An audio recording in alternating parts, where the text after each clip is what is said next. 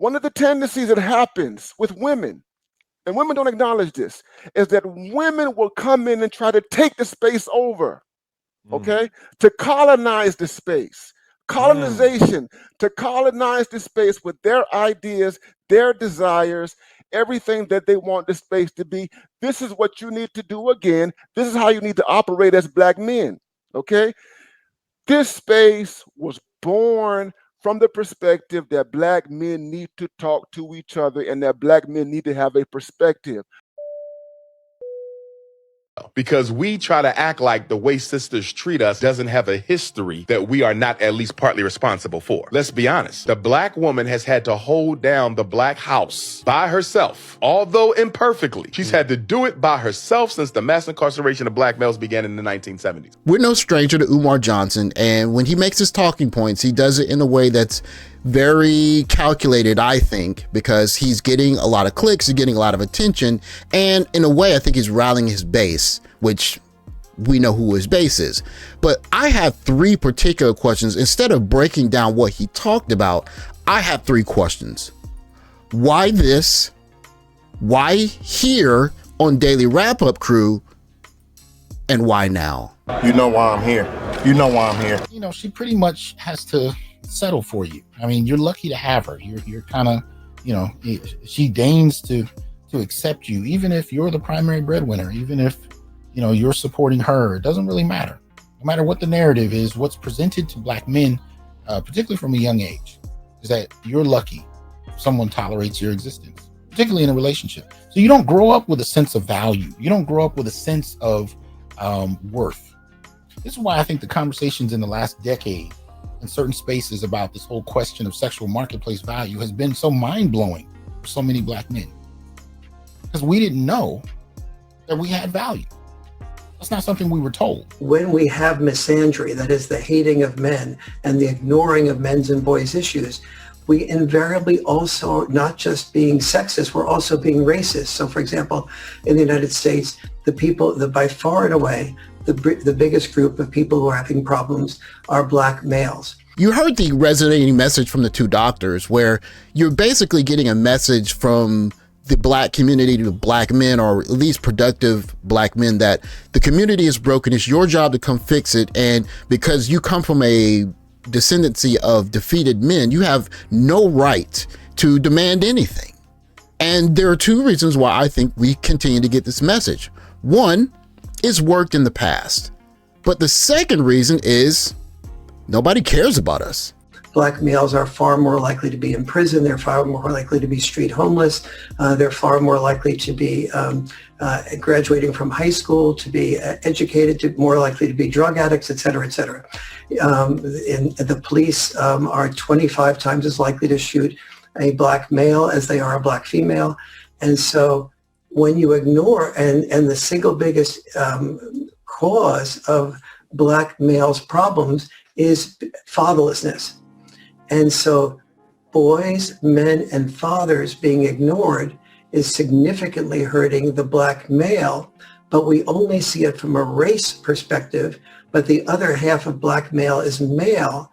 And if we reverse this and we ignored Black females, who are doing much better than Black males, we would, even though they are doing better, we would call that misogyny, but we don't even hear the word misandry. We don't suggest that anyone who doesn't hear that Black males are having problems is not just sexist, but also racist. Women have their own spaces. Women have their own perspectives. Women have been talking about men stuff ad infinitum since forever, okay? We've heard from our mothers. We know what our sisters think. We know what our aunties think. We know what women think. We have a whole body of music called R&B. We know what Mary J. Blige thinks. We know what Tina Turner has thought. We know what Alice Walker thinks about Black men. We know what Bell Hooks think. We know about what women think already. Be honest, the Black woman has had to hold down the Black house by herself, although imperfectly. She's had to do it by herself since the mass incarceration of Black males began in the 1970s. You know why I'm here. You know why I'm here. It is important because many black men from the time that they jump out the womb and to the time that they leave the home, they have been inundated, they have been bombarded, they have been overwhelmed by the perspectives of women. Black men are already gynocentric. We already have women inside of us. We already have a female psychology. It's not as though we are just completely separate from them. You have black men who have been raised by single mothers, who live by themselves, who have that mother in their head. And that mother controls everything that he does. As for why he chose the Daily Wrap-Up Crew, it's a very professional, very well-run podcast with gentlemen who are very intelligent, and they have a good following across many social media networks. And so he knows it's a great place to not only get his message out in front of a lot of people, specifically black men, but it invites a large number of his followers or supporters, which are black women, to come into this space. And if you look at the comments, it's overwhelmingly supportive of his talking points. But what I'm saying is that black males, black men in this country, America, we are inundated with the female perspective. We are inundated, and black men need to have spaces where they can talk to themselves without constantly having to refer or defer to the female voice. But here's the thing, since you brought up the white thing, infiltration. One of the tendencies that happens with women, and women don't acknowledge this, is that women will come in and try to take the space over, okay? To colonize the space. Colonization, to colonize the space with their ideas, their desires, everything that they want the space to be. This is what you need to do again. This is how you need to operate as black men, okay? This space was born from the perspective that black men need to talk to each other and that black men need to have a perspective. The clips that I'm using of Dr. Ronald Neal come from a panel discussion that the lead attorney had on his channel about a year ago. Shout out to the lead attorney. He had a lot of really good discussion. He had Theo on this platform. He had Beautiful Lies. He had Zoom to Thailand. He had so many people on this particular live, and they just had a discourse. But the conversation that Dr. Ronald Neal had in this particular conversation are just incredibly pertinent to the timing of Dr. Umar finding his way to this particular space and getting out these talking points. I hear you. And it's easy for people to call us incels. It's easy for people to call us gay or homosexual and all that kind of stuff. It's easy for them to do that based on the fact, I'm not promoting that perspective, but based on the fact that we have men talking to men about life and their issues. A father talks to his son about stuff that the son is going to deal with as a man. Men talk to men. When you look at the military, when you look at male spaces, when you look at basketball and football, when you look at arenas that are dominated by men, you have men instructing men on how to move forward. And that's the kind of dynamic that we need in the Spanish-sphere. So when a sister says, I don't need a man, because she couldn't find one strong enough to hold her down. Or when you meet a woman and you say, sister, I'm strong enough to be your man. You ain't got to work or you ain't got to pay the bills or whatever. Pull back, I got you. And she can't do it because all the other men before you who disappointed her. So what I'm saying is, black men, we got to be patient with our women because we created that personality. We have to be held accountable for their poor selection. No, you have to be held accountable because they have a poor selection. You have to be held accountable because they have a poor selection. You have to be held accountable because they have a poor selection. You know why I'm here. You know why I'm here. And it is entitled, Sorry Ladies, the number of young men who want kids is on the decline. According to one of the data sets, the number of male high school seniors who say they never want kids has more than tripled since 2000 and 2019. And more broadly, men's desire to have kids has significantly declined between 2012 and 2018. Percentage of childless men ages 15 to 49 responding that they not want children doubled from 9.9% to 20.2%. Number of young men who are interested in having kids is on the decline, according to new research published in the Journal of Marriage and Family. So let's go here. Figure 1, we have percentage of childless men age 15 to 49 who do not want children at any time. And there you go. So my son is 17, I'm 48. We got this in our very household. And I can tell you, when I say things to him about like having kids in the future, he gives me a very blank expression. As for the why now, well, there are a myriad of reasons why people are choosing to start families and have children fewer and later, many of them economic, some of them social. But what's happening in the Black community is even more pronounced than the national average. For all groups, the percentage of never married men in 1970 was 28% compared to 22.1% of women. By 2020, those figures rose to 35.8% and 30% respectively. However, in 1970, 35.6% of Black men and 27% of Black women were never married. But by 2020, these percentages had jumped to 51.4% for men and 47.5% for Black women.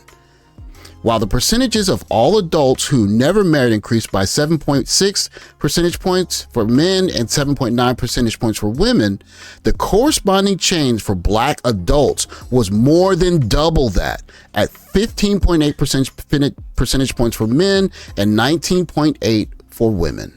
You can see that there's a confluence of many factors that are influencing how people are starting families, and you're seeing that 1 out of every 2 Black people are not getting married at all.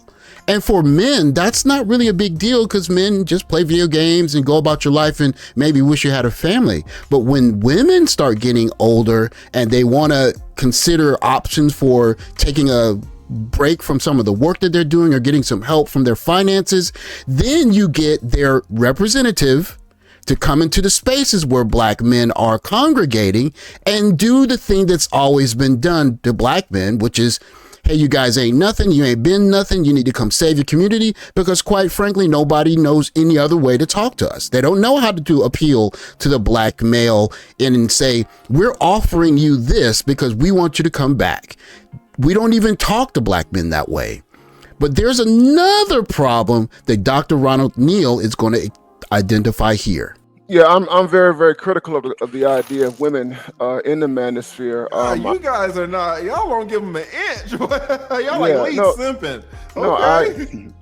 No, I promote this notion. It's an acronym that I call BMI. It's called Black Men's Independence, and what that means is that Black men have to establish some independence in terms of thought, in terms of behavior and action. Men have to have their own body of thought. Black men need to think independently about their experience and their place in the world in terms of economics, in terms of politics, in terms of health, so on and so on, religion, every aspect of human activity that you can think of. Black men need to be able to think independently of those things, to think independently of the Republican Party and the Democratic Party. I think you get the idea. And I think what happens is that Black men, and I have to agree with Theo Wolf, get distracted, you get sidetracked. What happens is if you have an influx or infiltration of women, things get sanitized. It gets femme-washed, it gets super feminized, they get soft, they buckle, they fold, they begin to capitulate. She shows her breasts, she shows her weave, and she's got the red lipstick and all that kind of stuff. And we can no longer talk about the things that are pertinent to Black men because you have this distraction over here, this distraction over here. And what happens sometimes is that women who are not really respectful of Black men's need to be empowered, they will insert their perspectives, what they think a man is supposed to be, what they think a man is supposed to do, how he's supposed to act, and how he's supposed to behave. They will insert all that stuff into the space, and they're so sophisticated at doing that Black men will shift the entire conversation to cater to what they're saying.